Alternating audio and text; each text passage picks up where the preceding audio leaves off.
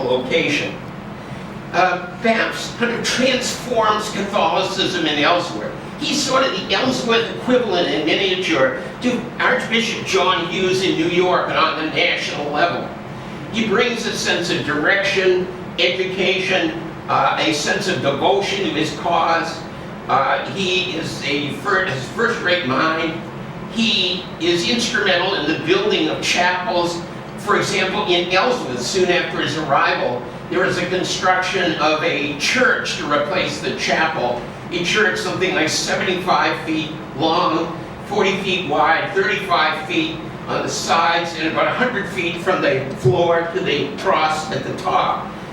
And he, beyond this, begins to try to, if you will, publicize and direct his belief system, holds lectures frequently. Bapst commonly would be in Ellsworth Saturday, Sunday, and Monday, and then traveling throughout much of the state of west of Ellsworth to the state line, except for Portland, so forth, and Augusta, during much of the week.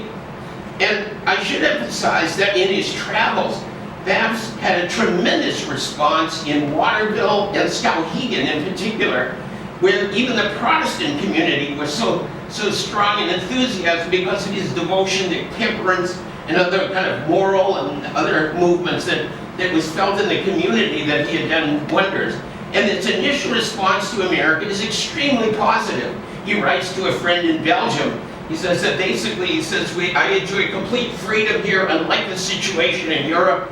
That basically, he said, I went to a lecture recently in Bangor, and of all things, there was a Protestant there lecturing on the Jesuits, and it was extremely popular, as it is much more so than it would have been back home, he says. So Bapst basically moves through the spring into the summer of 1853. And at this point, we stop for a moment, like the jugglers on the old Ed Sullivan show, kind of whipping up a couple of discs, as it were, as we shift the gaze to a kind of a controversial figure named William Chaney, a fellow that I'm just finished writing a biography about and crossing my fingers that it sees the light of day in a bookshop and so forth. So we'll try to keep a sense of discipline and go forward there, all within the light of the time factor that I know you're not wanting to camp out here, and soon the cane will come out as the old vaudeville circus that time is over. Well, William Chaney was born in January 1815. So, I mean, it's 1821, rather. So he was 6 years younger than Bapst. He was born in Chesterville, which is over near Farmington, then and today, small village then. He was born to a middle-class farm family that had a somewhat larger than average farm in Maine. He grows up hearing the stories of the American Revolution from his grandparents who lived in that area as well. And he has kind of an idyllic first 9 years of his life as he aspires eventually to go on to college, whatever that meant to him. But in February of 1830, there was a transforming moment of his life that probably has long-term meaning. And that is, on a particular day in February, his father and a neighbor were going to take a sleigh trip to Augusta, some 30 or so miles away. But as they started, basically the snow had come up and it had been trampled over, so the little chucks in the snow. And the sled took a bounce, hit the back hoof of the horse, and the horse, and it may have been two, but at least one horse, takes off. And the neighbor jumps off. Chaney's father stays trying to rein in the horse, and basically tries to rein him into a farm heading just shortly after it started. But as he goes forward, the sleigh tips. Mr. Chaney jumps off the sleigh, but in the process, his feet get tangled in the rein, and his head hits a rock, and he dies immediately. Suddenly, at 9 years of age, Chaney's lost his father. His mother is something like 3 months pregnant with her sixth child. She's overwhelmed with the idea of trying to run the farm for which she doesn't feel prepared. And so, to cut to the chase, Chaney is put out, as the saying went at the time, to live with a relative.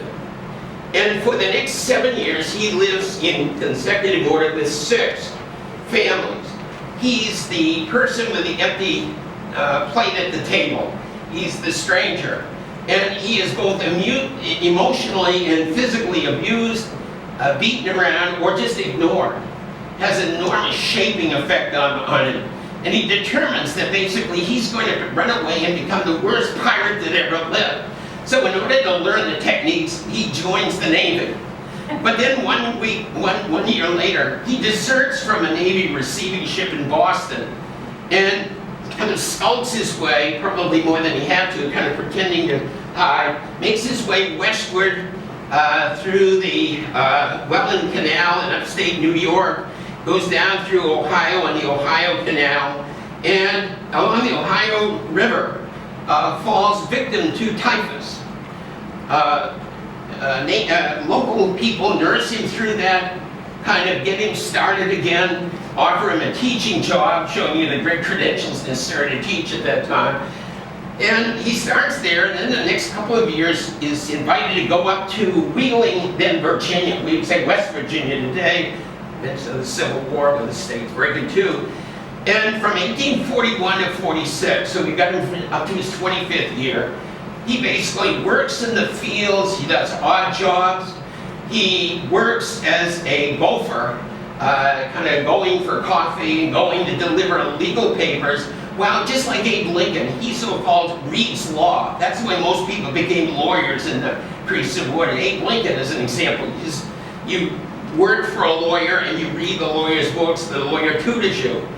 And in 1846, basically a 25-year-old Cheney by this time is admitted to the bar in Virginia.